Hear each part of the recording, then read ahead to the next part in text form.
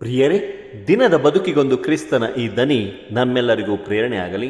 ಪೂಜಾ ವಿಧಿಯ ಸಾಧಾರಣ ಕಾಲದ 25ನೆಯ ವಾರ, ಸೆಪ್ಟೆಂಬರ್ 26, 2024, ಗುರುವಾರ. ಸಂತ ಲೂಕನು ಬರೆದ ಪವಿತ್ರ ಶುಭ ಸಂದೇಶದಿಂದ ವಾಚನ. 9ನೇ ಅಧ್ಯಾಯ 7ರಿಂದ 9ರವರೆಗಿನ ವಚನಗಳು.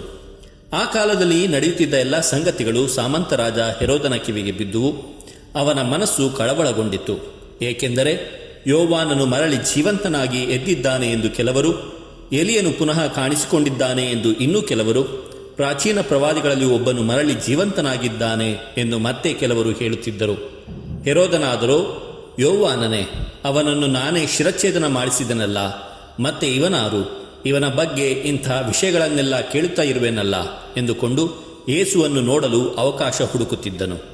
ಪ್ರಭುವಿನ ಶುಭ ಸಂದೇಶ. ಕ್ರಿಸ್ತರೇ ನಿಮಗೆ ಸ್ತುತಿ ಸಲ್ಲಲಿ. ಚಿಂತನೆ. ಸತ್ಯವನ್ನು ಮುಚ್ಚಿ ಹಾಕಬಹುದು, ಆದರೆ ಮನಸ್ಸಿನಲ್ಲಿರುವ ಸತ್ಯದ ಕೂಗನಲ್ಲ.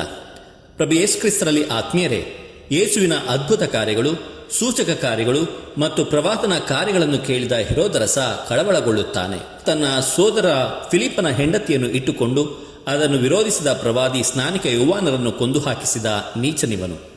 ಯೇಸುವಿನ ಕಾರ್ಯಗಳನ್ನು ಕಂಡು ಸ್ನಾನಿಕ ಯೋವಾನನೇ ಮರಳಿ ಬಂದಿರಬಹುದೆಂದು ಭಯಪಡುತ್ತಾನೆ. ಯೇಸುವನ್ನು ನೋಡಲು ಆಶಿಸುತ್ತಾನೆ.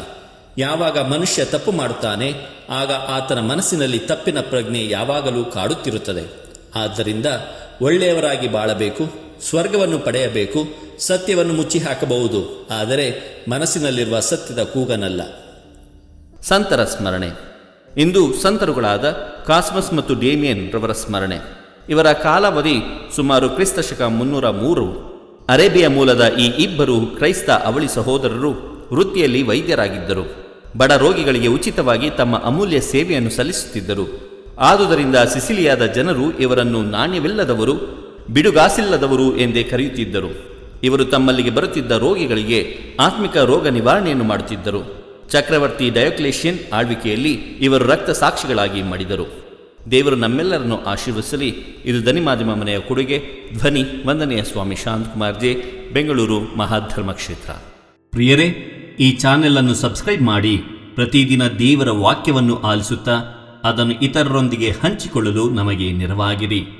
ಧನ್ಯವಾದಗಳು.